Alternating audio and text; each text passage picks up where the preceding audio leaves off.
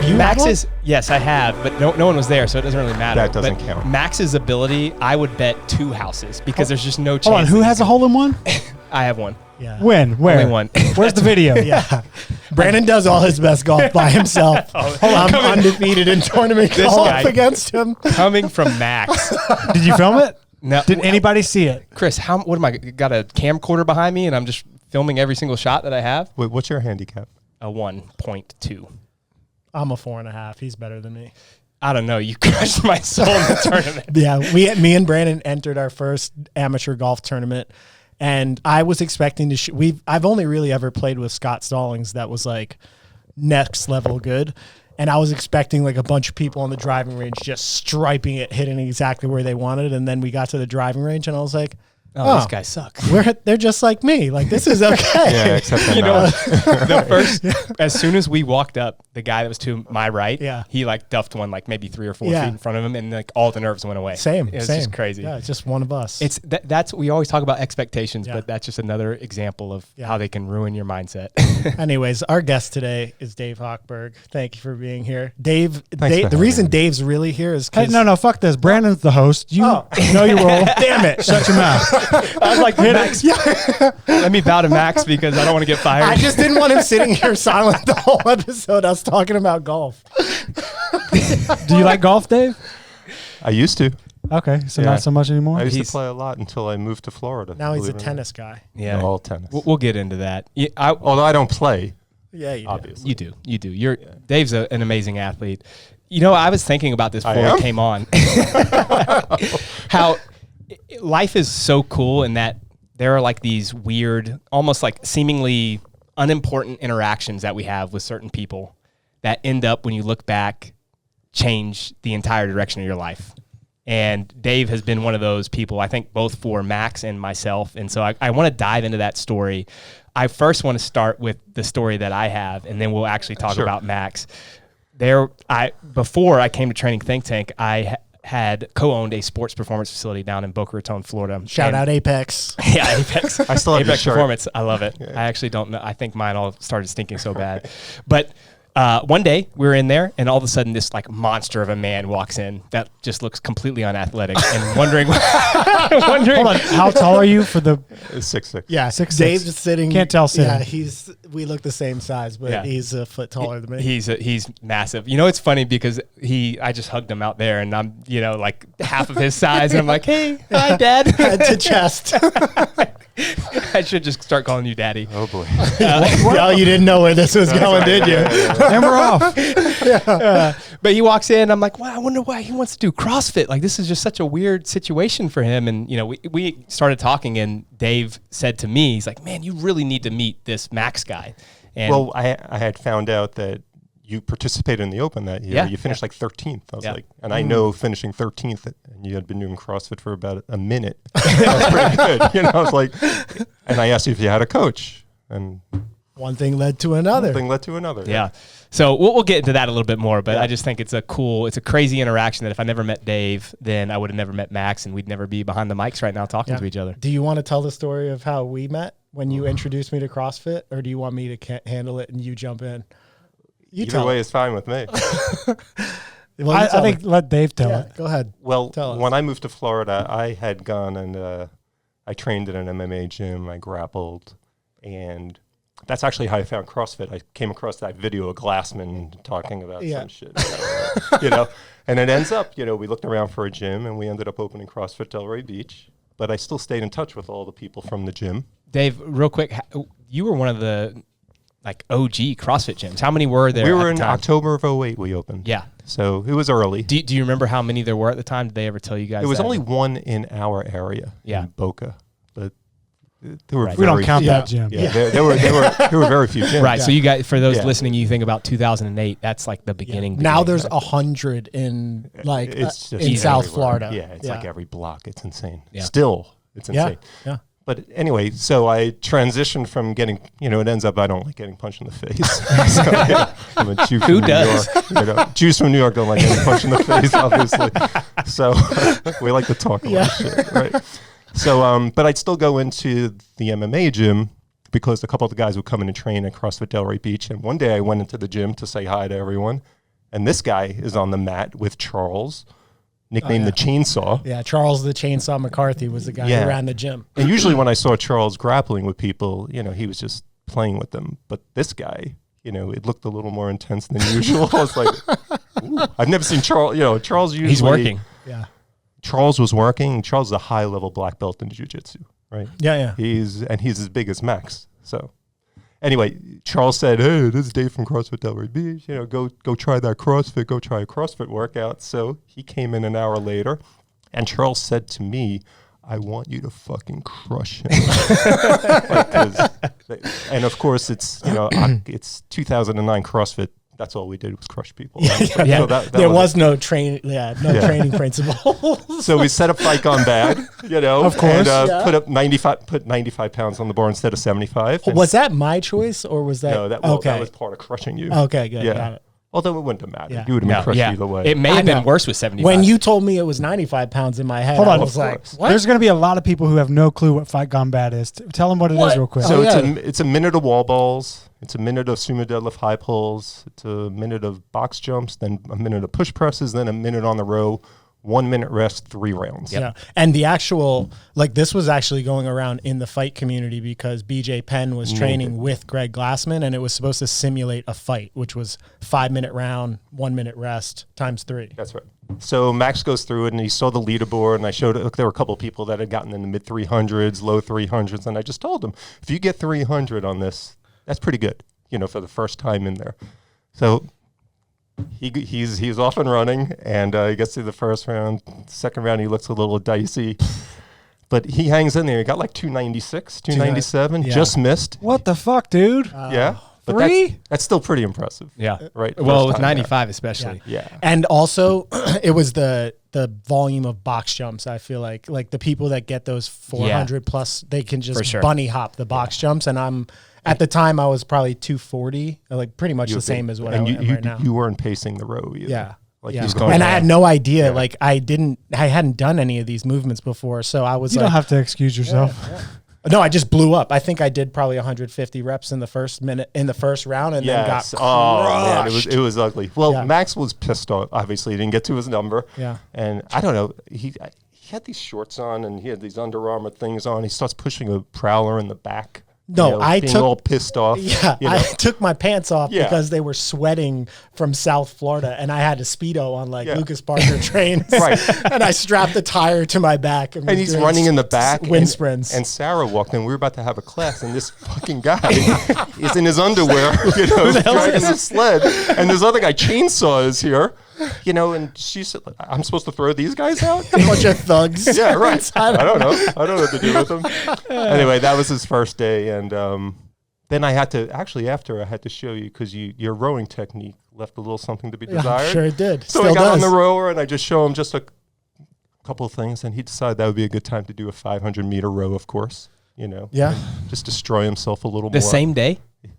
Everything, same day. Oh, and I remember looking, I said, you have some issues, don't you? Yeah. And Max goes, give me one of those. I knew. Yeah. Let me ask you this. Would you do Fight Gone Bad right now? No. You know better, right? Well, you've learned over the years. I would do Fight Gone Bad depending on what. Could you beat that score? 297 with 95 pounds. It'd be tough. That's 100 around. Oh, yeah, I think I could. You think good? Yeah, I mean, could. Elite level CrossFitters now are easily 500 plus reps, right? Yeah. Also, they're doing 40 plus push press in a round. I would do. Flying. I would game it. I would do. You wouldn't row so hard. Yeah, I wouldn't row so hard. I would do as many push presses as I could. I would jump the box jumps and step them all down and just try to get. But that's 20 where around. you lose a ton of time, though. Yeah. Like you said, I've seen people, especially smaller athletes, that just bound and they're getting 40 box jumps in the first, at least the first round. You know what? Now that we did this podcast, I'm gonna do that workout, and I'm gonna try to do the episode of it is gaining fitness with wisdom, because I want to be. I was way more fit back then, but I think I could beat it by just being smarter. That's like CrossFit in general, though. Think about how many people were probably super fit, but they just mispaced everything. Especially to your point earlier, where every workout was a killer workout. Everyone went out so hot that they would blow up, and then there was a bad training effect. You point at me like you were. Well, I remember you. Remember you wanted Josh to come in the next day. Oh yes. And you. Yeah. You said hold on. Let me word for tell word. who Josh was. Yeah. No. What did I say about it? I said he he's going to break. Yeah. So my buddy Josh was one of the most physically talented people I've ever seen in my life. He got a full ride to Kent State to play football. He's like an inch shorter than me. I think he's 5'10". He was like 210 pounds, and you could see like every muscle on his body without any diet, any nutrition. He could backflip, 40-yard vert, but like, I have a video of him doing a single leg box jump onto a 46-inch box. Yeah, it was one leg. It was crazy. It's insane. But he didn't like to work out. He didn't like to do. Why things would you if you're that gifted? I know. You don't have to. Just like do whatever I want. So that was like my little evilness. I'm like, that first fight gone bad, I thought I was gonna shit in my pants. Like in the middle of the workout, I was like, oh my God, what is this? Like I just didn't expect that CrossFit could be so challenging. Yeah, but then Josh came in the next day and he did break. Yeah, he did. All right, what workout did he do? He did fight. Oh, you did. He did this. I told him about it. I was like, this was the this. hardest thing I've ever done in my life. And at the time, I was like in a fight gym, so that was saying a lot. And he didn't. Did he finish? Yeah, he finished. He did finish. Okay. I mean, he didn't do. Yeah. He still better did. than I would do. Yeah. He did like 240, 250. So where's Josh nowadays? Josh is in Delray Beach. Yeah. Is he still just a naturally gifted athlete? I saw him a couple of weeks ago. No. He's still ripped. He's still got a great physique. Man, but he so does awesome. this every day. It doesn't matter. Yeah. That's but what he's I'm not saying. as athletic because he got in a bad accident. You know what? You told me about Yeah, him and that. he like broke Yeah. some vertebrae in his back. He's had more operations at his age than any It really is amazing. professional athlete. Yeah. It really is amazing how some people can just eat whatever they want. Kyle you guys Ruth? know Kyle Ruth's a good example of that. You know Chad Ochocinco? He changed his name. McDonald's Chad every Johnson. day, yeah. He eats McDonald's. That's his thing. right, He's like, I eat McDonald's every day, and he is shredded, just absolutely shredded. And then they're advocates for nutrition companies because they look good. Exactly. And I'm like, why? Put Why him does on this Men's happen? Health. I know. Yep. Yeah. So after that first day, obviously you guys have a connection. Yeah. I mean, the first time I actually talked to Dave, I fell in love with him. Yeah. You're going to get that in the podcast. The personality is awesome. But what happened after that? Like, how did you guys build a relationship? Well, first, when Josh came back the next day, Max obviously couldn't walk the next day. He I was sore. wrecked. But a couple of days later, he came back and did Angie. Yeah. As I recall, right? The 100 workout. did you guys just do benchmark workouts every day? That's all that it was. It was all Metcons all the time. But he wanted to compare himself to the people on Sure. the board. It was the biggest. You know how competitive I am. Yes. It was like a leaderboard for everything. It was like, oh, do this. I'm like, oh yeah, fuck yeah, let's try to beat that. But a couple of weeks giving later, I somebody his remember crack. you came into the gym and you had like bandages around your head. That was what Tobias punched you in the. Right? Yeah, so that's what stopped me from grappling is I started like really, that was when I really started picking up intensity. I went to a grappling tournament. I won it. They were like, hey, you should fight. So I started working with this guy, Mike Tobias was his name, Michael, right? yeah. Michael Tobias. He hit so hard. Yeah, and he was teaching me kickboxing, and we were sparring, and I got hit in the ear, and my ear swelled up, and I had already had cauliflower ear like 3 or 4 times, and I was just like, do I really want to do this as my way to make money in this world? And that was it. I already found the competitive outlet in CrossFit, and it just like replaced it right away. I don't know which workout he did, but he came in, his whole head was bandaged. Yeah, it was. Yeah. Right. And again, Sarah walked in and goes, what the fuck's going on? I know. With this guy? Scaring, like, it was all like Boca and Delray Beach, like, members, and then I had this big meat head with bleeding ears. For those that don't know, that's a pretty wealthy area in South Florida. Yeah. So not the meathead that's walking into the gym for sure. So so I started doing a lot of CrossFit, and really Dave and I had the connection. We're both from New York.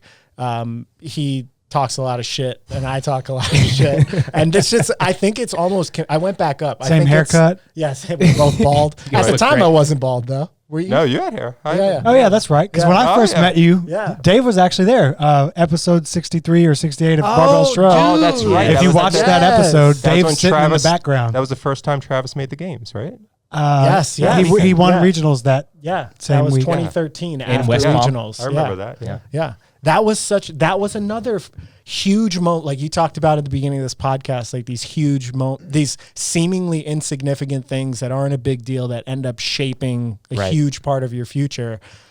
I didn't even know what Barbell Shrugged was. They were really popular, but I'm like disconnected from everything as just a human sometimes. And somebody was like, hey, go How down. did we get you? Matt Baird did it. Matt No one Baird. even knew who I was. Yeah, You were just like, oh, this guy's Travis's we took his coach. word that, Yeah. And then we did that podcast, and it got a ton of views and grew my visibility, and people started reaching out at OPT, and it turned into like a big thing. And now Chris is here. Yeah, that is. I remember Yeah, that. we should just keep doing that the entire I podcast. know. And Matt actually trains here sometimes. Matt Baird does. Yeah, Matt He'll come in here. here. Yeah. Because he was in Memphis and now he's Exactly. here. Yeah. It's crap. It is Small a weird world. coincidence. So we had like the personal connection, and I mean, really at the time, he was like a surrogate big brother. Not so you wanted me to say dad. I'll call you daddy.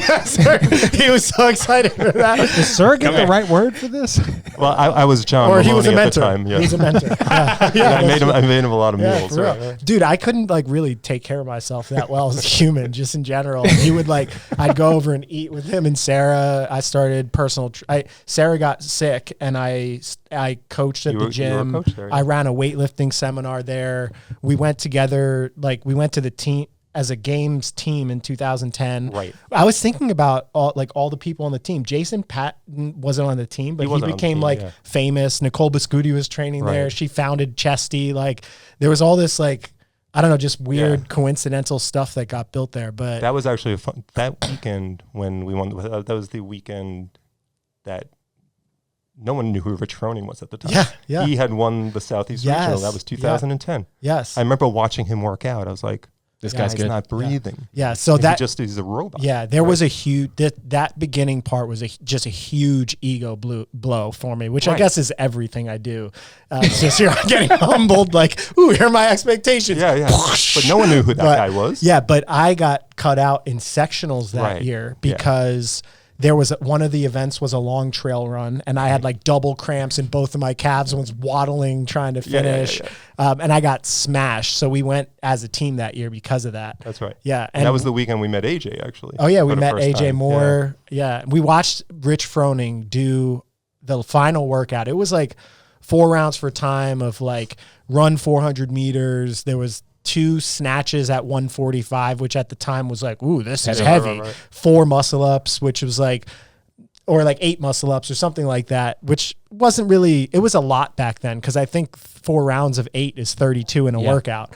And he lapped everyone by like 2 rounds in a 4-round workout. I remember looking at Dave and being like, these guys are built different than me. It was just it was like witnessing another world. Yeah. Like, oh, I can't breathe like that. I can't. And he do walked all away those. from it. Yeah. It was like nothing. It's insane. Yeah. So we did the games that year as a team, and then I went individual the following year Right. because we didn't really have. Well, that's when I had met James. I've yeah. been doing the CCP stuff, and then I introduced you to James, and Yeah, he yeah. coached you Yeah, for yeah. a while. Yeah. James Fitzgerald. James Fitzgerald, yeah. So Dave originally coached me because he was going through the material. So he was like, I don't know what to do with you. Like, I don't know how many months into it was, but it was like less than 6 months, and I snatched 285, and you were like, I don't know if you need to get any stronger, because back then, That if 285 people would could be- snatch like 200 pounds, it was Yeah. a lot. But I just, not really technical, just like the movements just kind of made sense as long as they were explosive. Like I could do muscle ups, but trying to do 30 of them, I just wasn't enduring. That Right. wasn't like my physical skill, and it just crushed me. And then you were fighting like how to eat. You had to get down to 2. Oh you yeah, were too I heavy was for CrossFit. Yeah, and true. then I was you're not- cutting weight so all it the was, time. like, It wasn't super. In the enjoyable. end, it wasn't a great Yeah. idea. But it led to a very enjoyable and much more successful coaching That's right, career. exactly. Yeah, exactly. Those who can't do teach, I guess. And that's what I wanted to kind of get to before we dive into Dave's background, is just that connection, how it led you to where you are now. So Dave obviously is coaching you, and then James comes into the picture. You reach out to James, and then what happens after that as far as your connection with James? With James, Yeah. I went to work for OPT. Yeah. So you left Delray. Yeah, it was so. At the time, we kind of had started building like a little individual coaching mini business inside of Delray. They Real expanded quick, into the I other would- side. I would say that Delray was one of the few at the time that had anything like that, Yeah, right? Like, yeah. I mean, no other CrossFit gym had anything like it. It was just Yeah. like you go in and you are doing the benchmark workouts, Yeah. and you started doing kind of that OPT model of Yeah. like, we're going to individually coach. And now that's so many gyms do it. Well, right? no, originally we built it. Actually, I built it as a hybrid thing because Yeah. I was like, hey, all these people are in here and they're doing classes, but like they don't know how to Olympic lift. Right. And like they're doing 10 minutes of Olympic lifting work. Like I can write them 3 days a week of structure that's like skill work for Olympic lifting or skill work for muscle ups. And then they can take the classes and you can get the best of both worlds. It's ironic. Like was putting that into practice, like basically right when I got into CrossFit, because I realized the value of community and the racing, but also the value of like actually doing some shit to make yourself better, to be able to do things. And now like 15 years later, circling back to try to figure out like, how do we capture the essence of that model, like individualized progress, but community, I don't know what it is, community development or accountability. Like we get better. One of the reasons Dave's up here is because we're going through like a getting him fit project again as part of our friendship. And I think the accountability of doing it and just having friends to be able to do it with, it just makes it more likely that it's successful. Yeah, I agree. I mean, we see that with our online program. Yeah. You know, we were hesitant to do that because we really wanted to individualize the program to have the most benefit for the athlete. But then we realized we were missing the community, the accountability element of it. And that's why we have our on-site environment now with high level or, semifinal level athletes that come together and they all get so much better. But also with an online program, we can do that where we still are tailoring the program to the feedback that we get. But we also have this large group program where everyone can see each other's scores and they can talk trash and build friendships. And I think there's something special to that. Yeah. So I went to OPT and now it's OPEX, but back then it was OPT, and I did a bunch of stuff there. We did like AJ Moore, Nate Schrader. Well, when you left, AJ ended up being the coach at Delray Beach. Yeah. AJ came and basically took what I did. So AJ was a regional level, sectional and regional level athlete, and he was unbelievable. I remember watching him one time and just unbelievable. But that was 2010 to 13, somewhere in there.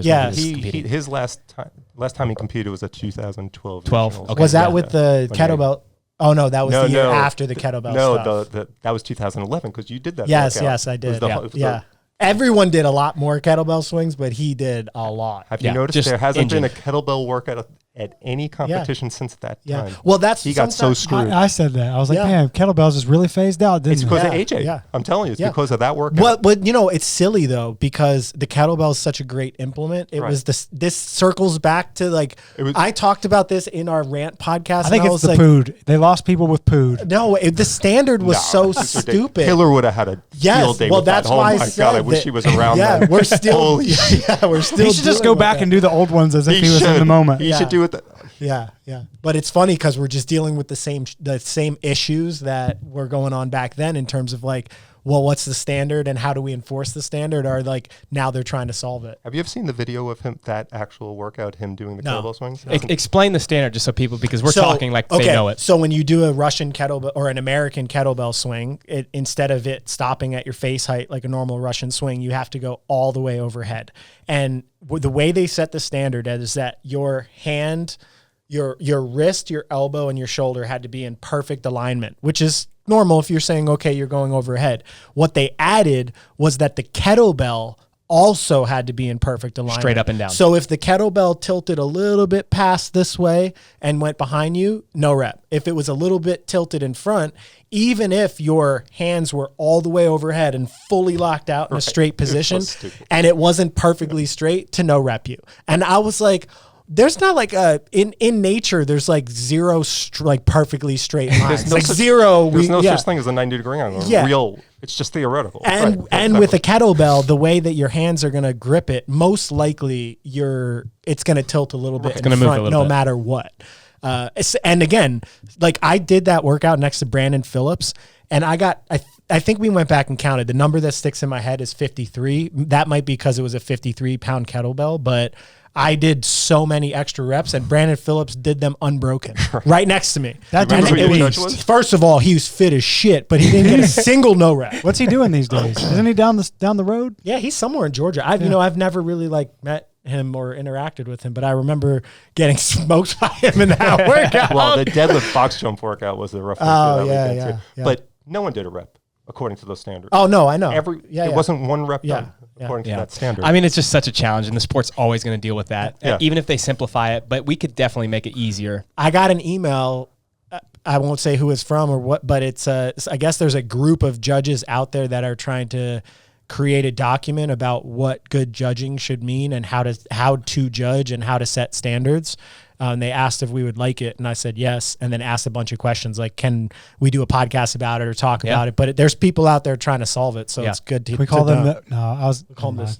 I was going to say the Suicide Squad, trying to keep it within the DC universe, but then that just doesn't have a good name. I guess. Yeah. So we were doing, so at OPT, we were doing all sorts of research. Like we were getting blood work from the athletes to figure out what's happening. We were doing adrenal testing to figure out what was happening and lactate testing. And I was writing programs and helping write the curriculum. And it was just like a really exciting time to try to figure out what was going on. But it kind of sucked because James had been like kicked out of the CrossFit community. Mm-hmm. So we were like, in spite of being really entrenched in coaching, like Marcus Philly and Mike and like all these people that were at the highest level. I mean, OPT was the first blog programming.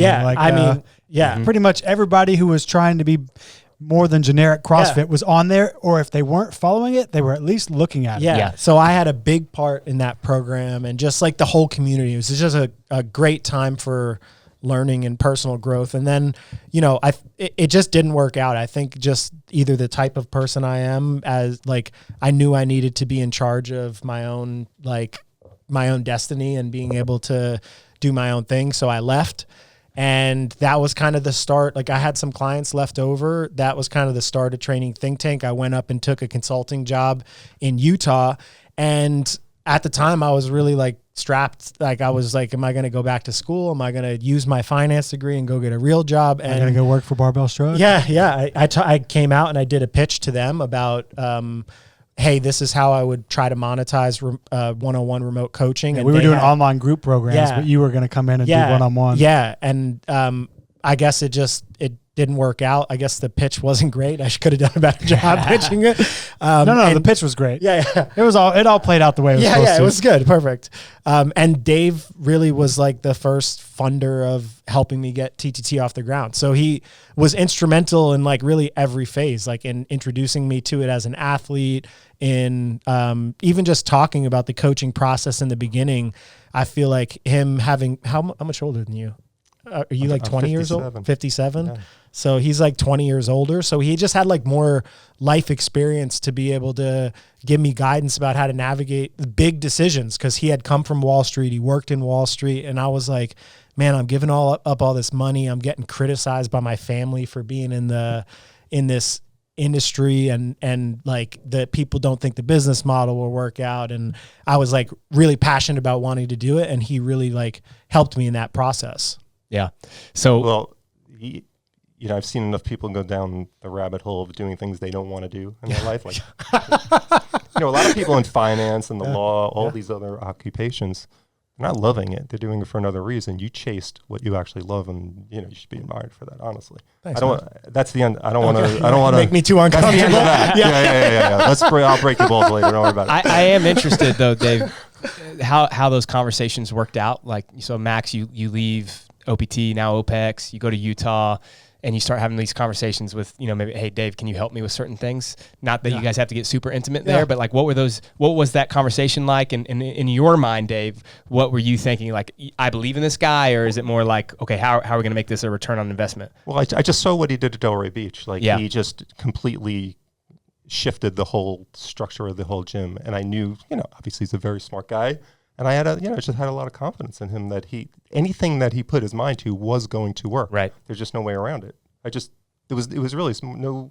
He had more confidence in me than I had. I didn't think that about And I know he always had a fallback. He could have gone to any Ivy League law school you wanted to go to. He could be, he always had a fallback. So you might as well chase it when you're young. Yeah. It was really that simple. Yeah. Yeah, I mean, I think you need those people in your corner, though, and that's kind of why I wanted to see what you'd say, because you didn't believe in yourself maybe at some points. Yeah. Everyone is there, even if they don't admit it, but having other people that can hold you accountable, that you can kind of lean on, kind of help steer that direction and encourage you to do the things of your dreams, as opposed to getting into a job because for those that haven't heard your story before, you had opportunities to maybe go and work on Wall Street, and you hated that, right? Like it just wasn't what you wanted to do. Yeah, well, the lifestyle was real challenging. Also, I came out during the basically biggest credit crisis and recession that the world has seen in a long time. And we're about to see another. Yeah, we might. Yeah, the investment. The investment banks got like, I did I went on to UBS, which is a big investment bank. They had in Stanford the largest trading floor in the world. It was like a football field of computer desks of the smartest people in the world, like MIT, Harvard. Somehow I sneaked my way in there from Lehigh. Amazing. Idiot like you. I got my way onto that trading floor, and it was like bare bones. So there was like 40 people in our internship class because I had got the internship in the fall of that year. And then the credit crisis hit, and they did like the biggest layoff of any investment bank in the planet. And they offered no jobs for my internship class. So it was like I had stopped playing college sports and started to be like, you know what, I'm going to take my academics seriously so that I could get one of these jobs so that I could take care of myself and set myself up to do what I want with my life. And those jobs weren't really available at that time. And I didn't want to take like the lower paying, more entry level jobs there. I was only chasing that for the paycheck. It was the only reason I went to school for finance and accounting. And if anybody, like maybe there's people out there that are passionate about it, but that wasn't me. That's really, they're passionate about it because of the lifestyle that comes with it, for sure. So, no one loves the law. Yeah. There's got to be somebody. Yeah. But I hated little things. Like I hated wearing button-down shirts because it was hot as hell in New York in the summer, and I had to take the trains and I was sweating. I had to wear dress shoes. Like you guys see, I walk around like barefoot a lot of times. How do the people in the 1800s wear all that shit? I've always wondered that. I would be a freaking hermit. Anything. Yeah, oh, man. Right. Yeah. But remember, you actually when you lived in Delray Beach, you went for a couple of interviews. Remember, you went to see my boy Phil. Oh yeah. I remember you sending me a picture of him in a suit and tie. His head, it doesn't so fit. tight on you. You look so uncomfortable. I was like, this isn't gonna work. Honestly, I think that I'm so anti being uncomfortable in clothes that I think that was the biggest thing that kept me down from going that route. I was like sitting in the freaking train station like, I hate this shirt. I mean, also though, how different do you look compared to the average person out there on the floor? Yeah. Like, who is this big old dude in this tight dress? There is a huge, now they recruit like ex-professional football players and baseball players because they go out on the fundraising campaign. So they have some... And probably just good under pressure too. Yeah, right? true. Like you just have the skills. It's athletes or stat majors from MIT. That's it. Yeah, it is. Yeah. It's a very interesting culture. I went back up and played golf and got to meet some of the dudes that Dave used to work with. Robbie hired me. Actually. Oh, yeah. The guy you played with. Yeah. It's just so interesting to go back to that world and think like, oh, could have been what I kept doing, or... just like it's a good reflection time. But that's it all ties back into kind of that first thing I was saying is like you make these connections and, at first you're just like, oh, it's going to be a fun thing to do. But then it literally changes everything about your life. Like you could be doing something completely different. Yeah. Training Think Tank's not here. What would you have been doing different? Yeah. I mean, I think it probably would have just struggled through trying to figure out how to own and operate an affiliate or a sports performance facility. What were you doing before that? Was there something before? I was at I was at a Christian school as their strength and conditioning coach. Okay. So you were always doing training. Yeah. I was always in the training world after I walked into a Papa John's once just to see what it'd feel like to be back. You did? I mean, I was getting pizza. Oh, okay. I thought you went like purposely for that reason. Can I do kind of daydream sometimes that I would do that job one day again. And crush it. You said that. I went back to New York and I went back through my hometown where I grew up and just walked around, and I got a job. My junior year of high school, I tore my shoulder and had to get shoulder surgery. And it was a rule in my house that you were either training to get a scholarship to go to college or you had a job. Those were the two options. So I couldn't be training. Solid rules. Yeah. So I got a job at the local movie theater, and it was like a 2-theater dinky little small town movie theater. And it was awesome. I mean, it was run by one of my friend's older brothers. So like the responsibility was so low, but I went back and it was bought by some like famous movie producer and turned into this like awesome theater with leather seats and top-notch food. And I went back in and I just walked in and was like, hey, I used to work here. Can I walk around? And it was like a real cool memory to think about, just like the whole journey. You don't know who the famous movie producer was? I don't. I forgot. I could get his name. Make something up. Yeah. We're not going to look it up. That's true. Martin Scorsese's. Harvey Weinstein. Oh, God. Sorry. How'd you get that job, Max? Oh no, we went off the rails. Max was on those private jets. Oh boy. So as a listener experience, maybe think back on all of your lives and the decisions that were made or the interactions. I just really, not to reminisce and make it super emotional, but I do think it's pretty cool. And to tie it all back in together, Dave's here, and I wanted to get some background on Dave before we talk about what we're going to do, because Max has a really cool idea that we're gonna work through with Dave over the next couple of weeks, and you guys will get to see some of that. But what are you doing right now? Are you working? Are you just at home hanging out? Are you playing tennis every day? Well, you know, my wife and we just had a baby 4 months ago.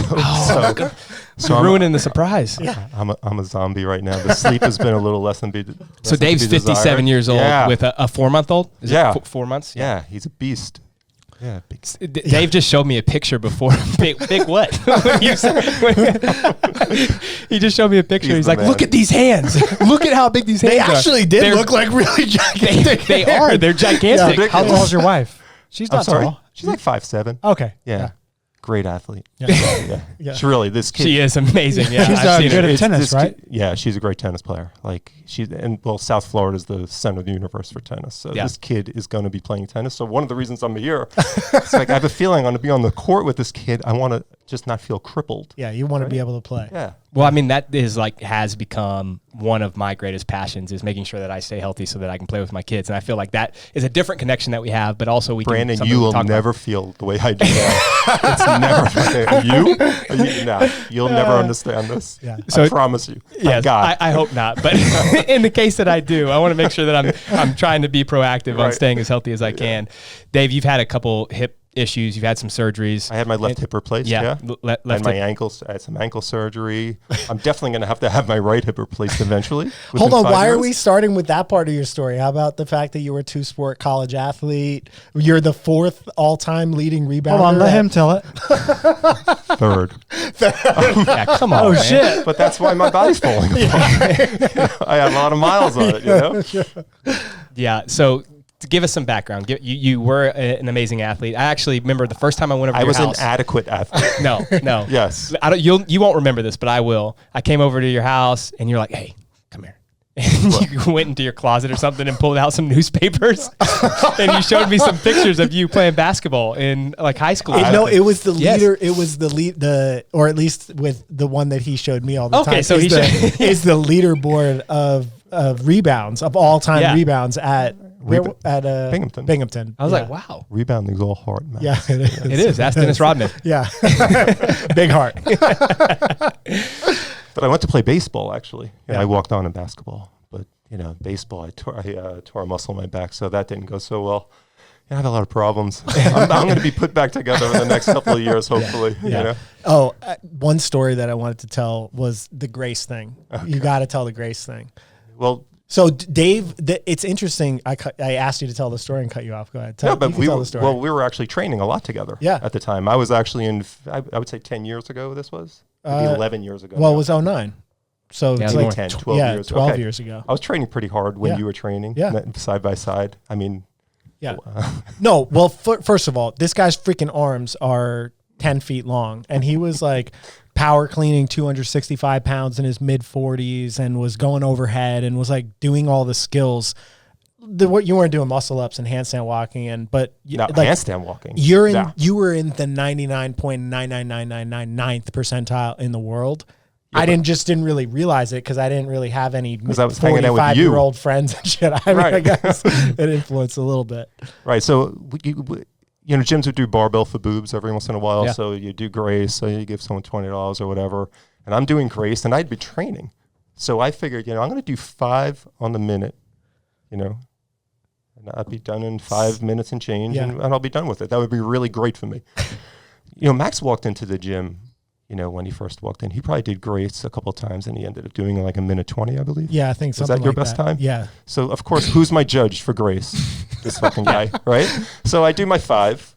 I'm breathing a little bit. It gets to a minute. I do 1. I do 2. And now I'm starting to choke on myself a little bit. Max looks at me and he goes, by the way, I'm done. So I wanted to tell him that story because I completely forgot about this. I'm But done. Yeah. What a dickhead. You're done with what? done with He the was done with workout. Grace. done I was at 7 in. like I'm done. Like he's still Yeah, on he said, rep he goes, 7. by the way, I'm done. This was training partner culture. Well, Yeah. I went back to New York, and part of me going back was like seeing all my old coaches because, I went into the coaching realm and I didn't even think that these people were like really making an impact on how I thought and how like so many things that were subconsciously picked up at that time. So I went back, saw my assistant wrestling coach, and my freshman year, I had just like going from 8th grade to 9th grade. I went from this like obese little chubby kid. I lost all of my weight, just started hitting puberty, and I was like 160 something pounds, 165 pounds, and I wrestled 160. Generally speaking, 14-year-olds wrestling in those bigger weight classes are getting manhandled by kids who are like, just bigger and more mature because they're deeper through puberty. And like the bigger weight classes are all dominated by older people. So I had like a very just mediocre normal season, and our assistant wrestling coach was wrestling with us all the time, and he was like my biggest hype man. I didn't believe in myself, and he would be like, dude, you're going to be so much better than your brother. And apparently one of the things that he used to say to me is that the window is closing, meaning the window on him being able to continue to beat me was closing. And I came back my sophomore year, and I had like basically spent 6 months in the gym turning into like a full-blown meathead. Like I came back at 200 pounds. I was way stronger. I trained with like super focus for that period of time because I was sick of not being big and strong and not being good. And we did some wrestling intervals, and I took him down a bunch of times in a 2-minute window. And he said I held him down and whispered in his ear, "The window's closed." He told me that, and I was That's like, "Oh awesome. shit!" I was like, "I guess I've done that multiple times in my life." Yes. It's the least surprising story you've ever told. Seriously. Like, that's Max is like, Yeah. he's... Max breaks my balls about a one-on-one basketball No, game I that know. we've never had. I know. He's the We haven't worst even- trash talker I've ever met in my life. And it hurts. It stings me, but I try to pretend like it doesn't. He thinks he tells me he's going to crush me in a one-on-one basketball So game. after this golf tournament that we had last weekend, I leave, whatever. Yeah. Like 2 hours later, he texts me some business stuff that's actually important. And then he stops the text for a second. And then all of a sudden he says, also, want to know in tournament play. Just like you. Just like always. Yeah. Always And I poking. sent Jordan a text message to zing Brannen from the other side to Just We were watching college football, and Brandon sent his wife over because he didn't want to come over and be social because he got his shit kicked in. it's because somebody has to watch our kids. Okay, Sure, Chris? sure. I actually heard that you were going. I was like, I don't want to deal with that guy. I don't blame you. all right. So back to Dave's Yes. athletic career. So obviously you grew up an athlete. That's how you got into MMA. Well, and I played mostly baseball. yeah. growing Well, up. but you were also a good basketball player, clearly. It's funny, not the way you think about basketball players. Like kids today are just they practice so much. I just played basketball games to play basketball. But that's the difference in yeah. athletics, right? Like now, also the other thing that has changed is 3-point line has now made you have to be a shooter, That's right? right. And that's Yeah, everyone's yeah. a Steph as opposed to a Rodman. That's a good example of That's that. right. And the same thing in any sport, right? Like football has become much more passing dominant, so you don't see fullbacks anymore. So My nephew is 6'6", and he doesn't go to sleep until he's hit 300 3-pointers every day. man, that's Like it's so insane. impressive. Like the way they think Yeah. about it today Yeah. is so different. It's And he's like 6'6", CrossFit yeah. too. I mean, we're talking Exactly. about CrossFit from 2010 and like the people that were good back then now would be like, Like my nephew Yeah, is so 70th much better than percentile. I ever was. yeah. Yeah. You know? It's funny you say that because there were a lot of guys that were really good at the simple movements and they could breathe. Yeah. But like all the complexity that's in the sport now Yeah. and being able to maintain that for long periods of time is Yeah. so impressive. I mean, it's just the people that are the best at anything. They can handle so much training. They love it. They love doing the work. They're really good at everything. All the stars align. They got good support structures that help them do it. Like, Right. yeah. But now it's amplified way like by 1,000 times in CrossFit because it was so new back then. Yeah. We're literally figuring everything out, which I guess is true now too because we don't really know where the sport's going. So we're constantly trying to like predict and train at the same time. Yeah. The thing that's changed is the payouts. Like, I don't know if you saw Morning Chalk Up. They just Oh, yeah. posted all the payouts. Yeah. And They're getting pretty good. yeah, it's still low, obviously, relative to other sports, but Of course, yeah. in 2010, like, That's right. no I wanted one to was say getting paid. It's for high Dave, relative to I looked UFC. it up one time, and I'm pretty sure I got this right, that on a team of Halo players, the video game Halo at the esports championship, so it's a team of 4.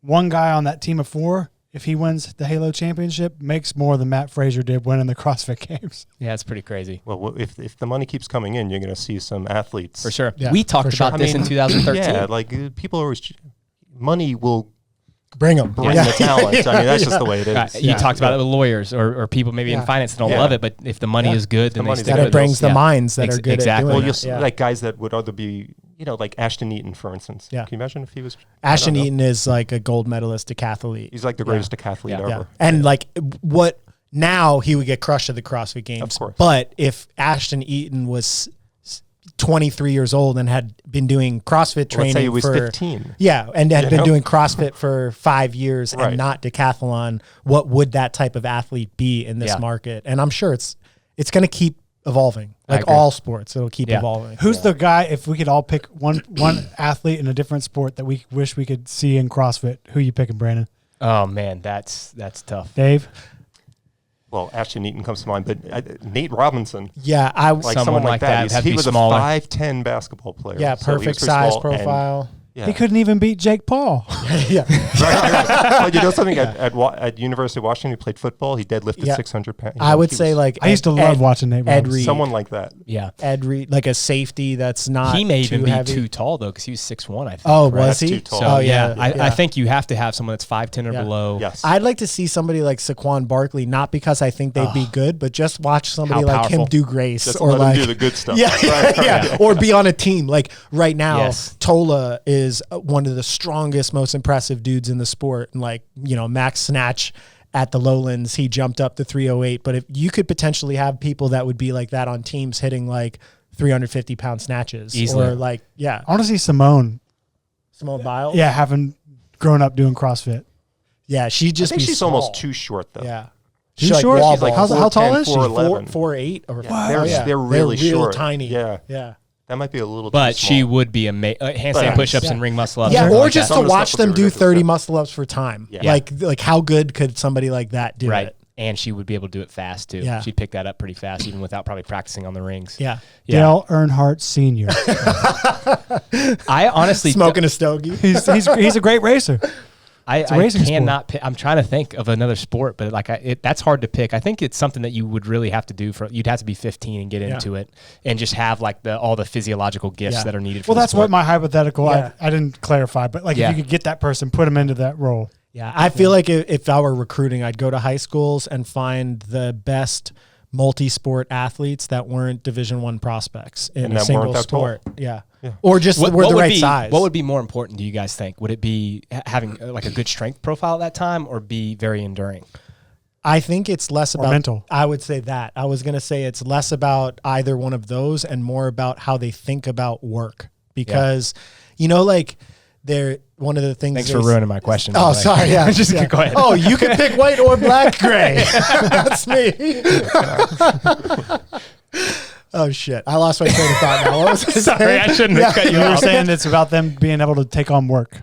Oh, the people that are really good at things a lot of times are the people that love doing those things. Like sometimes you're right. it's the most simple thing. That's right. So the people that are really good at CrossFit right now, they love doing CrossFit. Like I got to fight with Travis and Noah sometimes to do, like Noah put him on a normal structured strength program or be like, hey, if you're just doing normal Metcons right now in your off season, you're getting ready for Rogue, you might have to be under a heavier barbell in Metcons. That isn't something he loves doing, so he does less of it. But the classic CrossFit stuff he loves doing, so he does it. He does it even in his deloads and does it all the time, and he's great at it. And I think sometimes it's just that simple. So the people that were earlier, I think it would be less about the size profile and more about loving to do everything, loving to stretch, loving to do the food, loving to organize the structure in the day, to be in the gym, love going out of the gym and doing crazy stuff, love learning new skills with all the bullshit that comes with learning new skills and being frustrated. I think that mental thing would be my first start, because the talent wears off after a while. It's just like, all right, well, everybody's good at the top, so you gotta like it. In every sport, like there's this combination of just genetic ability and a real passion for the sport. Yeah. I'm talking the elite. Yeah. Like these three aliens, Federer, Djokovic, and Nadal. Yeah. They love the sport. It's a real passion for tennis, and they're just they're unicorns. Jordan, LeBron. Yeah. Self-confidence too. Like I think, like even to my own athletic career, wasn't great. I didn't even continue to wrestle in college, but I had a lot of talent and a lot of recruiting visibility and a lot of skills on the mat, but I was mentally not ready for that kind of pressure. I couldn't deal with it. I had too many insecurities. I couldn't deal with losing. I didn't really like conditioning at the highest level, which is ironic because now I run a business in CrossFit and conditioning. This gas tank that you have now, at a 16-year-old, you would have been all right. Yeah. Well, I think also it's the gas tank is partially a result of me really working on anxiety. If you just, I know the people listening might not understand a fight, but a fight generally is dictated a lot, especially with heavyweights, in like the first minute. There's this period of time where you're engaging with somebody who's trying to throw you down to the ground or grab you or choke you. And it's a very, very intense thing. If your mind is very frantic and you're like, oh my God, they're so strong. Oh my God, this, that, you'll get gassed very early, even though there's not a lot of physical output. Like it could only be a minute into it, but you're already like, oh my God, I can't breathe. You're holding your breath, yeah. Part of being able to be good at that is being able to breathe and relax and deal with the chaos. I'm sure it's true in some capacities in CrossFit, but that's why tennis is the greatest sport. why is that? Oh, for that. Yeah. So that it's like confidence. It's a combination of like skill, endurance, this, and this. If you don't have that in tennis, you have no shot.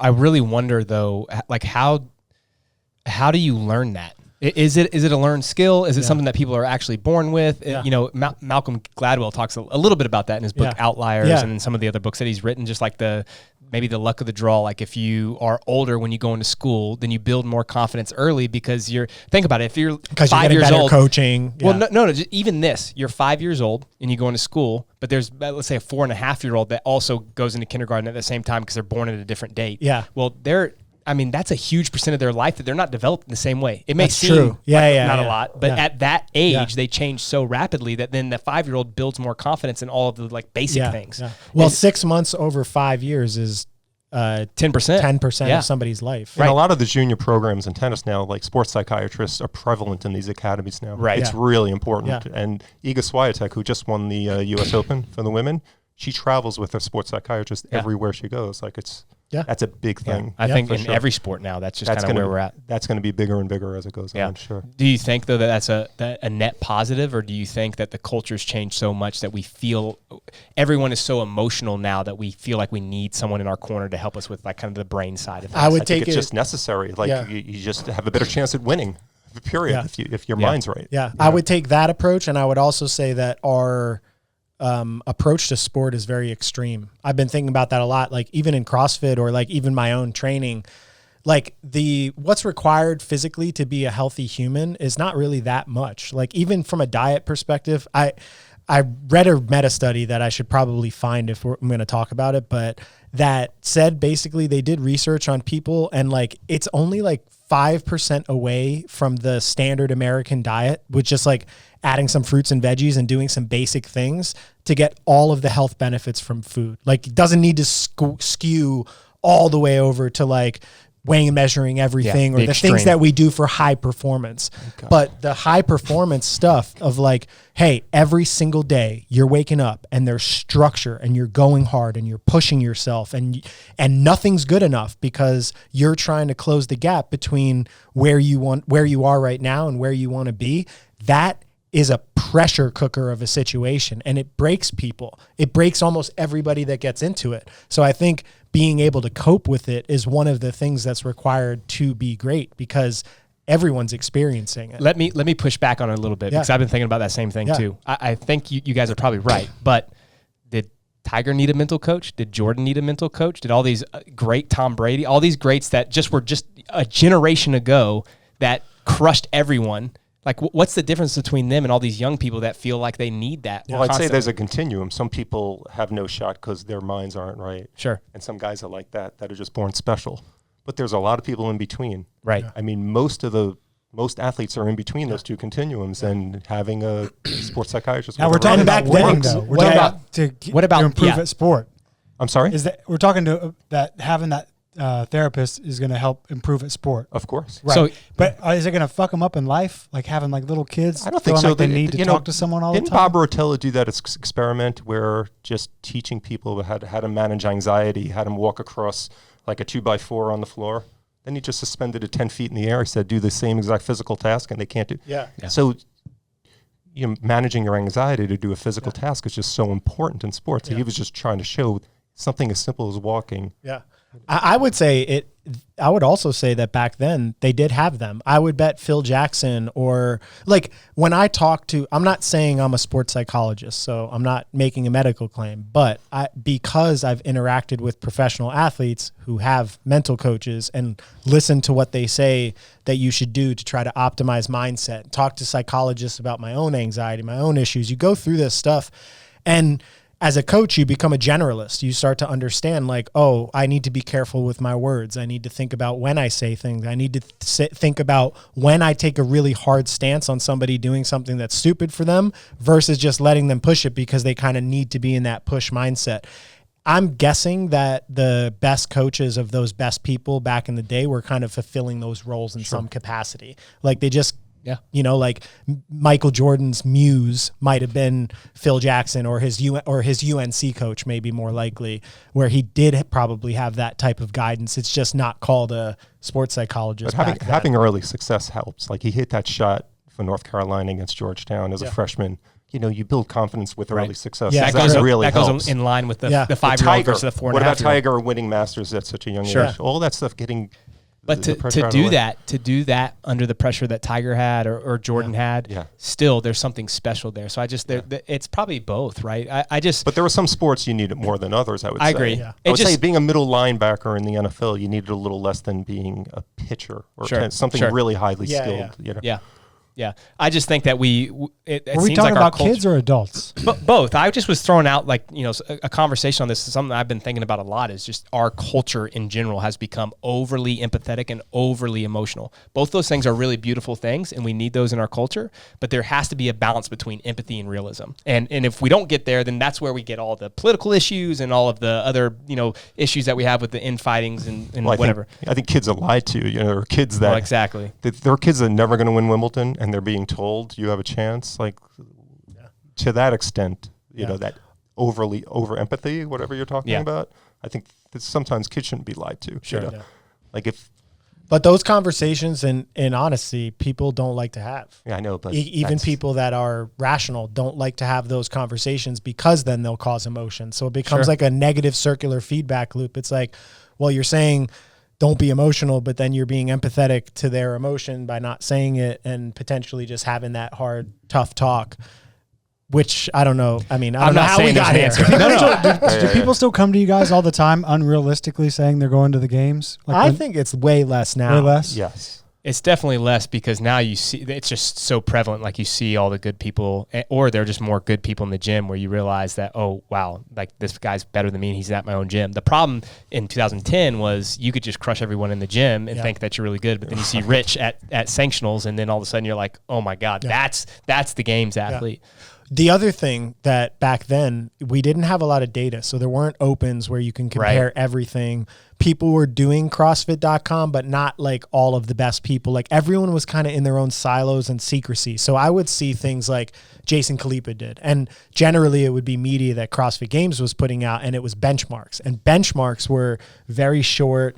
There was Isabel, Grace. There was a lot of stuff that you could do without a huge gas tank. There wasn't there was Filthy 50 as one test, but if it was like, okay, well, I'm not that good at that one relative to him, but I'm beating him in these other 8, I was under the delusion that I was as good as him. But then when you see a broad subset of tests and you're like, oh, he can run long, he can, his endurance is way better. If he's got to do 150 chest to bars, he doesn't break down and deteriorate. So there was these testing things that came out over time that made it. What are you talking about? This man didn't finish that run that True, 1 year. True, but I also wouldn't have been finishing that run. You remember Khalifa did those challenges when you were at the gym? Yeah. And you would do well on them. Yeah, and they were all short and fast. Yeah. I remember there was one workout you did, and I remember you did it basically unbroken. I'm like, you're definitely going to win that. Yeah. And then I see you did it in like 5:05. I don't remember exactly. I remember the time. Yeah. And then you see the winner was 4:45. I was like, there's no fucking way. Yeah, I was like, and meanwhile, I was like, possible? who is this fucking guy, Ben Smith? Like, what a liar. What a cheater. Yeah. Meanwhile, Yeah. you see the video, like, But you again, really did it. Yeah, and then that created this delusion because you're like, oh, Right. I'm as good as them. Right. But then you get enough data and you're like, oh, Okay. they're different. Yeah. Now you have the open every year. So if people come and they're like, hey, I want to make the games. And I'm like, well, you took 300,000th in the open. Yeah. So it might not work. Right. With the more well-rounded tests that are visible, that helps. I Yeah. think another problem to your point was like maybe you see just a couple short tests and you're really good at that, and then people say, well, there's just one weakness, it's long stuff, and it's like, well, there's all these different long things you have to get better at, and one will come out every year. exactly, Yeah, if not more. Like you go to the games, there's going to be 15 tests. You got to be good at all of them. And it's long, just itself. It's a long test. The season Yeah. is long now. Yeah. All right, I want to get back to Dave. Oh, and- God. Yeah. Oh, baby. This is what it's all about. This is here. why you're here, man. Yeah. So Dave is, I said this earlier, but he's 57. He has a 4-month-old. I do. And one of the passions that you have now, I think like a major priority in your life is to stay healthy for your child. For sure. Yeah. I mean, and the your kid's wife. going to be playing tennis. There's no doubt about that. And I want to be able to get out there with him and be able to walk the next day. Wait, what do you mean there's no doubt? Well, I mean, he doesn't. I don't think he has a choice. Yeah, he's going to be out there. Perfect. There's just no. Well, your wife's still out there every day, right? She plays every day. Yeah, that's right. exactly. Which she was. And, He's going to be around tennis. he's going to be Exactly. That's right. I hope he loves it. Yeah. Yeah. If he doesn't love it, he'll play basketball, chess. I don't know, something like that. But I have a new goal. After walking through the Atlanta airport last night, my goal is to be able to walk through that airport and not feel crippled the next morning. That is a good starting It's a point. huge airport. Yeah. The trams weren't working. Oh, Oh, the you walked worst. through all the baggage claim stuff? Yeah, it was 1 a.m. Oh, Yeah. mama. And then That's I had to play. lot. yeah. Then I had to play the Uber game. That's $86. I'm like, I got to wait for it to come down to 60. You know what I'm saying? I'm sitting there. Yeah, you're waiting for the surge to end? Yeah, Yeah, of course. I hear Are you you. crazy? So for those that have never been to the Atlanta airport, the terminals where you go on the tram is actually underground, but it is like, it's probably a half mile between each of the terminals. Yeah. So you have to, if the trams are not working, you're walking, what was it, 2 miles probably yesterday? They said the walk, on the screen is 20 minutes. It was more than 20 minutes. Yeah, I don't know. yeah, That's exactly. for a normal person. Yeah. That's, the movement screen that we're doing tomorrow. I think Kyle is going to be very surprised by what he sees. In a good way. This guy's Not in a good amazing. way. Look how mobile you are. I was like, holy shit, you don't move at all. So Dave has these goals. List off some goals, and then let's give the audience some background on what we're going to do. Well, I'm so deconditioned. I'm pretty sure I couldn't row a 9-minute 2K, for instance. So getting to an 8-minute 2K would be great. If again, being able to walk after playing 15 minutes of tennis, I play with my wife every once in a while, and the next morning I don't feel great. I just want to feel better. Yeah. That's it. Yeah. I don't wanna, those are simple goals, but it's going to take a lot of work. Right. I'll say that. So hold on. This is a leading question. I just kind of want to understand, why wouldn't you just go to an affiliate and just do scaled CrossFit? Well, this relationship I have with Max, there's no way doing it with him. Like, I'm going to get my balls breaking either way, right? But I know I'm going to get my balls broken a lot less if I achieve what I need to achieve. Yeah. Like, part of this is because he's such a pain in my ass, Like, I know I'll do it. Like, there's no doubt I'll do whatever I need to do because he's a pain in my ass, right? It's really that simple. Or a good friend? Yeah. Potato, I mean, you know that he can Yeah. take care of you, and he's going to get you on the right like track. I was thinking about reaching out to a couple of other people. There are a couple people that can do this, but it happens that I always find an excuse not to do something, and then I'm watching the semifinals, And, they're going, oh, Travis Mayer made this guy's got 4 kids. He's running a business. He's training 3 times a day. And I feel like so pathetic. Like, I need to be able to find time. This is fucking insane. Well, when was the last time you were like getting after it as far as like being on a routine and stuff? Like, a couple of years ago, I swam. I probably swam 5 days a week, and I enjoyed that. Yeah. Then I did a mile swim in Miami. Since then, but besides for that, nothing. Yeah. So now you're just nothing. Training. Wow. Yeah. Okay. So like I'll go to. Does that scare you? The idea of jumping back into anything? Well, I go to the gym in our community, and I do 7 lat pull downs. I'll do 5 push-ups. I was like, fuck, it's crowded in here. I go home. There's one other person on the bike. Yeah, I don't, and that's it. Yeah. Nice. You had the 100 push-ups in 10 minutes, right? Wasn't that one? I think it was 20. That's a goal. 20 push-ups in 10 minutes? 120 minutes. Oh, 120 minutes. Like I couldn't do 5 on the minute for 20 minutes. There's no chance. Okay. Right? Yeah. So I could do. We're gonna do some capacity testing tomorrow. I could do 20 unbroken, and then I just have to go for a walk for an hour. So Max, set the stage of kind of like the vision that you have for Dave, and he came to us. He basically is saying, "Hey, here are the goals that I have that he just listed, and now you're setting something up for him." Yeah. So I've had this thought about CrossFit for a while. And, even internally, we talk about it a lot because we're very heavily focused on the competitive side of CrossFit and working with people that are really in the 99.9th percentile. Even like Brett Prager, I went and looked through some of his Instagram. He's one of my master's athletes. He's one of your master's athletes. Yeah. How old is he? He's 50, just turned 57. And he's kicking up, doing handstands and throwing weights around. And I'm like, okay, well, he is so far above where just a normal healthy person in their late 50s. I mean, he did qualify for semifinals. So yeah, he's a world-class very, very CrossFit athlete who's amazing.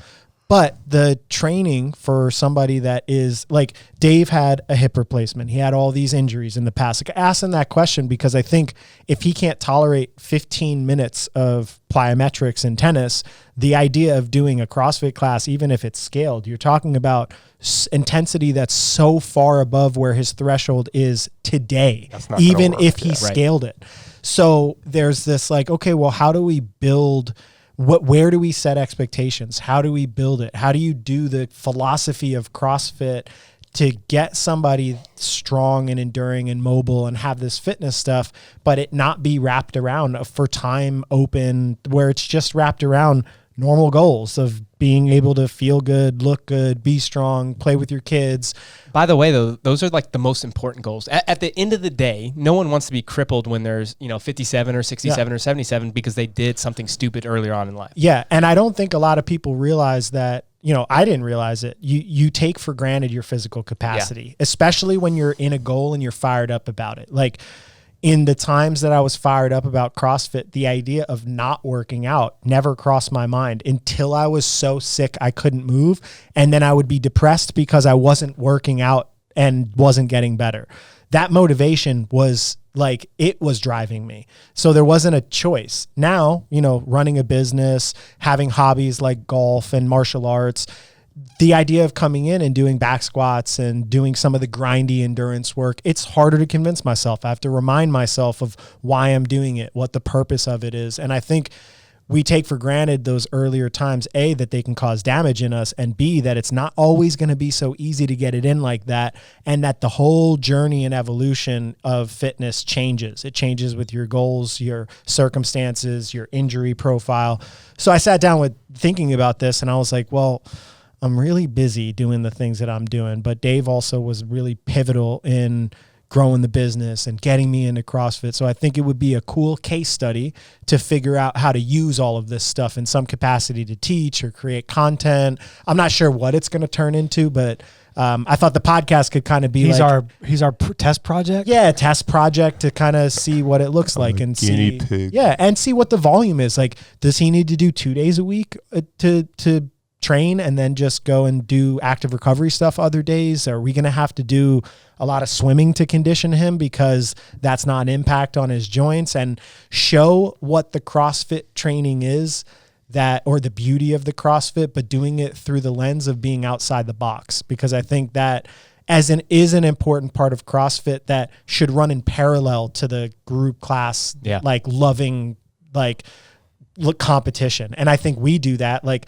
I'm trying to work myself back up into the physical shape to be able to participate in the open again next year, whether it's scaled or doing intervals or just being able to pay and do the workouts and feel safe that like, oh, I could do muscle ups and do all this and plyometrics and not, get injured doing it. That process takes time to get back there, and I can't really jump into a lot of workouts to recondition myself. But if I build that, then maybe when we start back up in the throwdowns, I can jump into that community like hype and use the adrenaline to get back into it. So I think that the balance of this like one-on-one scaled regressions, progressions, getting people fit, then playing more tennis. Like, I think it's an important thing that we can kind of illustrate our coaching process and philosophy. So we'll see. And if you never see a video from us about Dave, that means we fucked up. Yeah, or it could also mean that you didn't do it. No, we also have to have our one-on-one basketball game eventually. That's how we cap it off. Right? I agree. See if at the end of this, So I talk shit. No, I'll talk shit until I lose. Like, until somebody. You still, even when you lose. That's true, but I usually give it a little bit. Actually, no, right away. I got to justify it right away. Well, Dave at the time was his lateral mobility and speed and all of that. I was like, I could dribble around the court and tire you out and make layups without you blocking them. And he didn't believe me. But now I'm like, there's no chance. Well, now I would say, because I would literally have a heart attack and die on the court. So I believe if I'm lying on the court, you'd be able to go around me. No, see, here's the thing. I mean, you'd miss a couple of layups, but I wouldn't be there to grab the missed rebound. That's you know what I'm saying? true. Because I'd be dead on the If you court. stand at the rim and force him to shoot, As there's long no as chance. I'm breathing and upright, I'm pretty confident. Right, that well, we'll get your fitness back. That you could do where 15 minutes. Where I won't die on the court. We'll do a 15-minute AMRAP of points with a... Max, whatever you want to do. I mean, it would be like, me saying I'm going to pin you. Now, of course, if you're lying dead, I'd probably be able to roll you over and pin you. But it's about the same thing. So I love the idea, and I was bought into it because I think it's a passion of mine for those that maybe aren't in the sport of CrossFit, but they're still interested in kind of the methodology or the way that we do things, or just those that are getting out of the sport that maybe have injuries. I've had some injuries myself. I've had to deal with that. And then again, when you have kids, I think it just changes your mindset. Maybe not for everyone, but for me, about wanting to be around them and do things like tennis, like you were saying. And so because of that, I think that when I'm thinking about the audience or thinking about those that follow us on Instagram or some of our social media, everyone has another person in their life that maybe they want to encourage to train, or they want to get them to come to the CrossFit gym, but maybe they realize like the class maybe isn't a good idea for them to start. Maybe they can get there at some point, but right now I just need to find a way to get them engaged in their own health and well-being. Yeah. And so we're going to take the audience on that journey. We're basically going to walk you through what we do with Dave from, I'll let you kind of jump into this, but a movement assessment. We'll do some capacity tests, which obviously will look totally different than doing a capacity test with Travis. It's going to be so funny. But the capacity test is going to be hysterical. That's the point though, right? Is like CrossFit can look different for every single person. There's a huge difference in degree here that we're going to change. Yeah. And if you do have classes in your gym and that's your only structure, you can solve that problem by having very deep onboarding process to get people ready to do that. But I do think it's kind of an issue that I think the same issue, I'm not like just getting on CrossFit for it. I think it's true in martial arts. Like some schools have just a policy that you go in and you start sparring right away.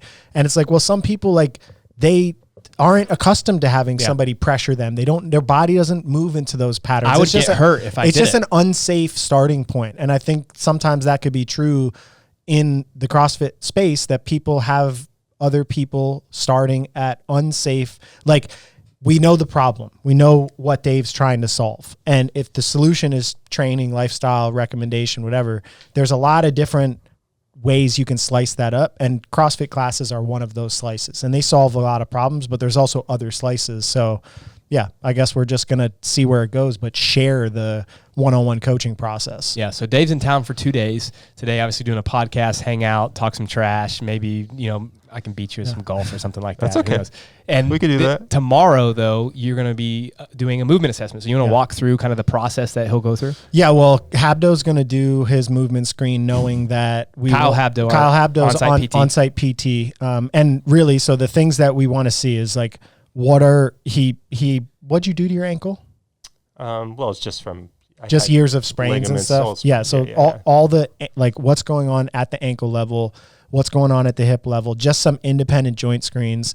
Then we want to see like, well, what does it look like if he bounds? Like if he just stands on one leg and, can he do a calf raise on one leg and stay still? Can he jump and drop off of something? But we can't really set the fixed tests without first starting and just seeing some basic movement, like see how the joints operate, see what the movements operate, come up with some, like a starting point. If he's going to train for a row, like maybe we just do a 2K row, or I tell him to do a 1K at a certain pace, maybe just hold a 2-minute pace for as long as you feel comfortable, rest a period of time. But that's what we're going to do today when we have our like initial consultation, is kind of get some baselines for what he can tolerate, film some of that stuff, use that as our test retest model, work on his lifestyle. So he's meeting with Tracy. We're going to do some before and after photos and DEXA scans. I'm actually going to do that. Tracy, who does nutrition. Yeah, Tracy here. does nutrition. So we're really just leveraging the think tank concept, bringing people in, analyzing movement. I'm basically in charge of training and, the communication and making sure he stays and does his shit every week. And we have a bet. Yeah. We have a bet. What is the actual bet? We'll talk about Okay. it. Yeah. So we have a bet. I'm also going to, like, I'm not sure if it's a goal, but at least right now I want to keep the door open that I participate in a martial arts a competition, either grappling tournament or a full contact fight. The weight class for the grappling is, maybe sumo. That would actually be fun. I told Julian I would do capoeira with him when he comes up here as well.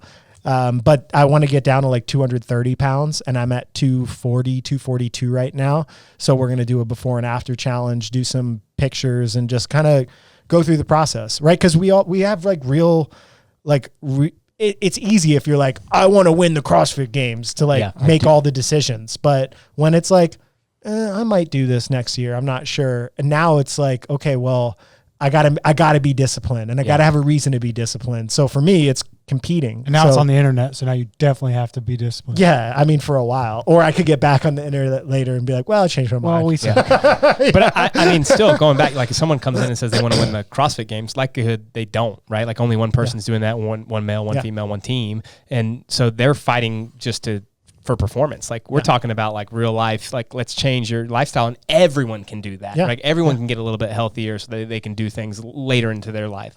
And define it for themselves. Cause I don't think like 90% of people aren't going to say they want to play tennis, or, they don't have the issues. So you gotta kind of deal with the human, where they are, what their equipment parameters look like.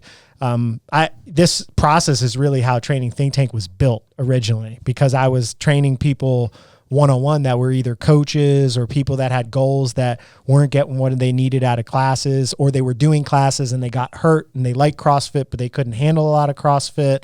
So like I have a lot of experience in this realm now, just maybe more wisdom to help. Yeah. But being held accountable is for me. There are people that are just self-motivated and can do it on their own. I just know I can't. Yeah, and I'm not built like that. I think almost everyone needs accountability. Yeah, at some level. Yeah, but some people can do it. Some people really have the drive to get up every morning, and whatever their thing is, they do it every day. They're just in good patterns. Yeah. Well, a lot of that goes back to those elite athletes, right? Like for some reason they can just stay engaged. You know, that is what is most impressive to me. It feels like it's not if you're in that rhythm, I feel like it's not a choice. Like they're not making a choice. They're just so driven that that is what they do. And that's what they'll do with all their time. I feel like the only thing I've had that type of consistency with was building TTT. Well, no, that year you trained with James, you were fucking dialed in. Yeah, that's true. You really were. Yeah. I do it in like spurts. Yeah, but that year, you put in a lot of work. I know. You were really disciplined. Yeah. The year that you didn't beat Rich? Yeah, I didn't even get close.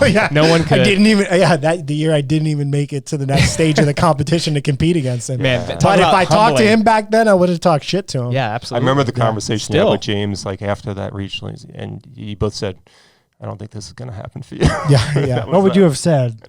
What would you have, 2010 Rich, what would you have be? Yeah, I don't think I would have really had beef. If I was beef, but what was your shit talk you would have said?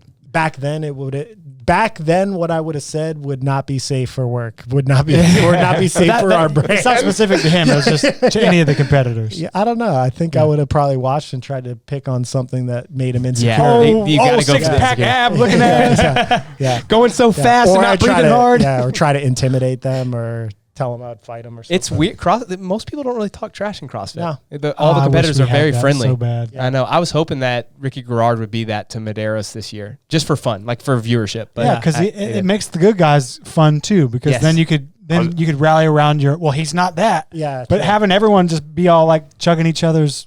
Never mind. yeah, It's just not as fun. It looked like Garrard kind of lost confidence after the handstand push-up workout, which sucks. I know that I've been there where you just like a workout doesn't go your way. I think he finished like 32nd or something in that. Yeah, workout. that handstand push-up one got him. I know the change from the rope climb workout. Yeah, 'cause probably a disappointment more than anything. Yeah, there. it definitely affected his demeanor or Yeah. like, I don't Just know, the way he energy. attacked. Yeah, like Yeah. you, I don't know how to describe what you see in those arenas, but he was different in terms of the way that he was moving and walking and talking when he was like in that leadership versus like, Do you think that would have workout. changed anything on the leaderboard? I don't know. You mean on that work? Not For necessarily like, oh, he wins because he was too far back. Yeah, after it that, would have but definitely made some changes. And I Yeah. think it could have also made it more exciting. I think it would have been closer. Yeah. And on the female side too. Yeah. I would assume like I think Horvath that's- crushed the last couple workouts, but Yeah. maybe not with the legless rope climb. I don't know, because she was a climber, and I watched her in the climbing workout at Lowlands, and she crushed it. Really? I think it's more pressing gymnastics Yeah. for her that's not as She's good. a little bit bigger. Yeah, I don't know. You need to have an off-season competition where you can wager points, so you can like, all right, I'm going to wager X amount of points, and if you hit it, then you win big. But if you fuck up, you lose big. Man, that'd actually be kind of cool. Yeah, Like just you're so putting a bet little down? moments like that, you can still keep yourself in a race. 175 points on this one, please. But you would have to lose them, right? So like, Like, you're betting Yeah, that's on what I'm saying. yourself. Like, Right. hey, I'm going to win this, and Yeah. I want 150 points. But Just if a I don't fun, win, different way to I like get zero. do the points stuff. yeah. I'll We'd tell you have to- about Ricky. That it's so impressive that for 4 years being banned, that he hung in there and trained Yes, that hard. yeah. If I was 23, that good at something, and someone told me I couldn't do it, I would have moved on. Yeah. It's Well, like, that's what I mean. impressive. It must not Yeah. like it's not a choice. Yeah, He had to have been driven to make it back, and it was like it seemed like he'd been chopping at the bits the whole Yeah. time. I wonder if he was in the States, if it would be the same. Because at least, maybe I'm completely wrong on this, but being in Australia, like maybe you're still, top dog, still looked at as not quite the outcast because you're in this small little neck of the woods. But if he had lived here, would have been different. I don't know. I don't I know, think- but his resilience was impressive. Yeah. To Yeah. hang in there for 4 years. The is really fire, that. the fire of the way they called him out, maybe. That would be the only thing that would drive That's what me. would make me fold. Yeah, Like I think that would have fire, made like- me so angry that I would want to. Oh, come like back. you wanted to come back and Yeah, prove just like it. screw Yeah, all yeah. of you. Yeah, well, the it's way gonna be one CrossFit of- did him was dirty. It was terrible the way that The way that it happened. Oh, yeah. totally. Yeah. That wasn't right. But it's going to be interesting. Hiller's doing that experiment. He's going to. Oh, what is he doing? I don't know Well, what it he's is. taking. I don't know, some California PEDs? hormones, California, TRT. right? And he's going to. I guess he's going to train and see the difference in results. But he's also going to show how to get around the testing, Oh, That'll be which will be Oh. interesting. You're He's just doing set an- off a chain reaction of He's tons doing- of people cheating. Yeah, Yeah. he's Yeah. doing Icarus basically in CrossFit. Oh man, what a great documentary! I know. No, That- that's going to be a cool thing to watch if he shows how you can avoid. Yeah. That's going to be wild. But that was what the concept of Icarus was originally, right? He was trying to show Yeah. he was going to go through and show the performance of on it and off it. And he hired that guy to figure out how to bypass the test, right?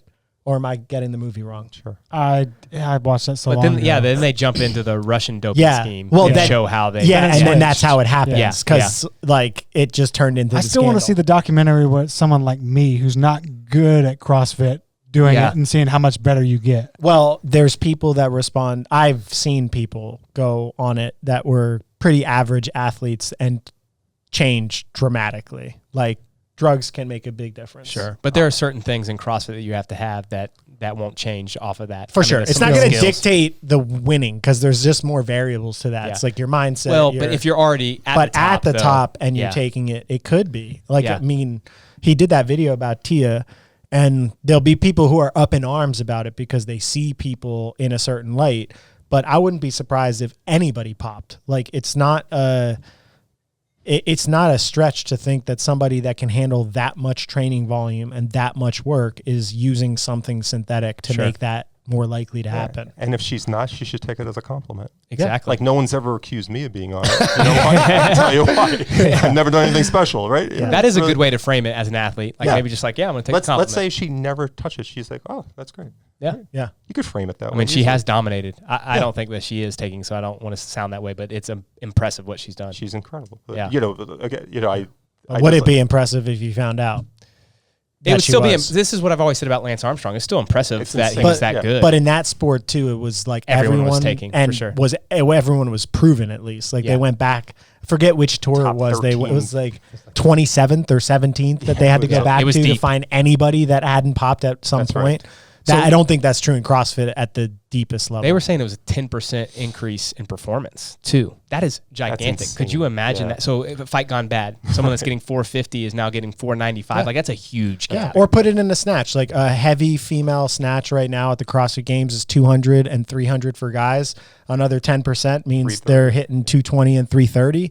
That's a way bigger. Yeah. I mean, you're talking about moving a lot more weights. You're moving winning faster. everything because everything's within maybe 1% or 2% at the very top. Yeah. Or it's probably less than 1% for a lot of the best separate guys and division, girls. CrossFit PED. Oh, like just do what you want. Just let it go and let's see what these guys can really do. Yeah, I think that the worry with that. I mean, I think it'd be cool to do that. It'd be cool to watch. Is I think people would die. Yeah, I mean, I think if you're pushing, it's happened in the powerlifting world, right? Yeah, I mean, probably every world. Yeah, well, yeah. I mean, I think if you abuse drugs in any capacity, whether they're performance enhancing or whether it's heroin, you're gonna take some health risks. People don't talk about that. They're like, oh, they're taking it and they're winning and they're doing it. I'm like, yeah, well, they're gonna pay for it probably, most likely, also. For sure. Yeah, the question is it worth it to the person? Yeah, to them. I think Lance probably thought it was worth it to be that dominant. Well, you got like Ronnie Coleman. True. He's totally, is sanguine the right word? What's that I'm looking sanguine? for? He's super chill about, and he's not crying about anything. Yeah. He's like, this is what I did, and I crushed my goal, and I have all these problems now, but you ain't gonna hear me bitching about it. Yeah. But in the sports where there's real money, baseball, but like the temptation to do it must be insane. Yeah, for right? sure. Generational wealth. Can you tell me why it is that my perception, at least, is that baseball guys are the most likely guys to dabble in steroids? Well, I think for recovery, especially because the shoulder issues they have from pitchers, or shoulder and elbows for recovery, it's really beneficial for them, I would say. Do you agree with that premise? Am I wrong there?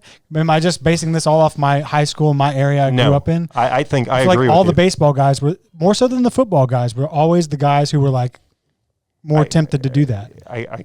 But it's more. It's for different reasons. Well, back then too, it was like the Barry hear what you're Bonds, saying. Mark McGuire era back then too, right? But even he's saying like at his high, I actually am thinking about that too. At But my in high school, when he was in high school, I didn't. But the kids at his high school, I did not know any kid on my high school football team that took anything. But I can think of two at least that I know for sure were taking stuff on the baseball. Baseball but I would guys like to talk went about to it. But I think we it was all because grew up in the steroid era. It was because of that though. Yeah. They were like, look, Barry Bonds is hitting 70 home runs. Let me see if I can do it. Yeah, I would say that. Still got to hit that ball. Yeah. Yeah. Do you miss the steroid era of baseball? I do. I haven't watched a baseball game in like 10 years. That's probably I'm best. just not paying attention at all. When was so the I last don't even time, know. though? Most of us watched baseball when it was Mark McGuire and Sammy Sosa and Barry Bonds, and now they were taking drugs. Exactly. But from what I understand, Aaron Judge is about to. I don't know. He's about to hit 60 been. Oh, he's about too. to break the record.